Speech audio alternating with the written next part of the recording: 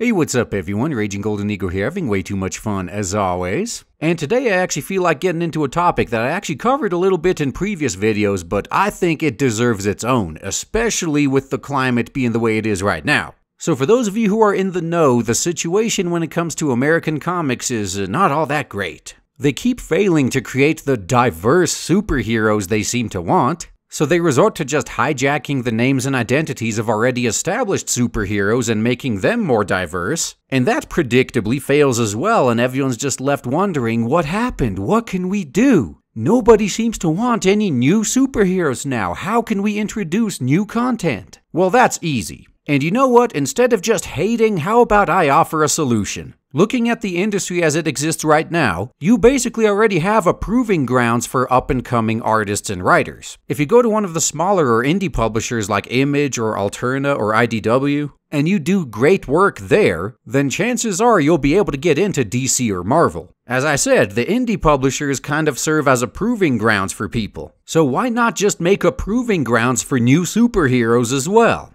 Now that the internet is a thing and the vast majority, if not all of your audience uses it, and you yourselves have been embracing it with things like Comixology for that matter, why not just use webcomics to test out new superheroes? If Marvel and DC want to launch some new superheroes and don't know what's going to be popular, just test it first. Put out a few issues worth in webcomic form and get the word out there that you're doing it. That part's important. You're gonna have to advertise this, you can't just do it and then not talk about it. And then see what's actually popular. See which of your new comics are getting all the traffic and all the views. Which ones are being talked about the most on the internet. Although make sure that's in a good way. If you guys just did it like this, you would know ahead of time which comics actually have the highest chance of succeeding before you invest too much into them. Hell, you could even do things like audience voting and the like. Actually, you know what, never mind. Don't do it flat out regular voting. This is something we learned when dealing with the SJWs, actually. The vast majority of them are not and never will be customers, but you can sure as hell easily mobilize like millions of them to sign a petition somewhere.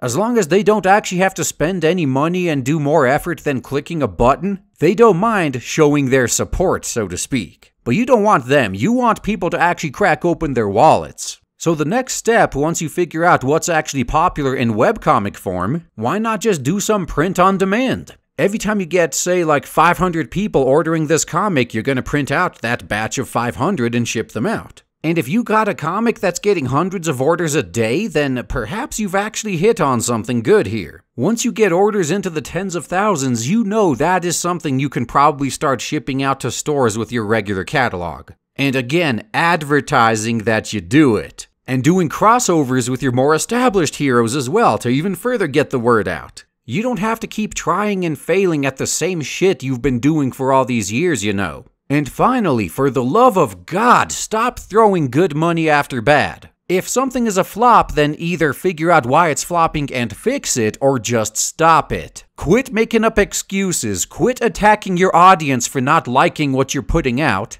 and start putting out stuff people would want to buy. And if you're having trouble figuring out what that something that people want to buy is, then just do exactly what I just said. Start testing out your new ideas on the internet via webcomics and see what actually becomes popular. The stuff that doesn't take off, just cancel it. Move on to something else. The stuff that does, well, this may be worth investing the effort into moving into your main line. I'm willing to bet that all of your younger fans already read webcomics anyway, so this will be nothing new to them. And you'll be able to reach a much wider audience as well, because not that many people visit comic book stores nowadays for physical books. At least not compared to how many did before the internet came out. And even your older audiences are starting to accept digital distribution like Comixology. So if you guys want to stay relevant in current year, don't squander this opportunity. Use the internet to the fullest to actually test out your new ideas before you go all in on them and lose your ass. And that's all I gotta say, guys. Thanks for listening.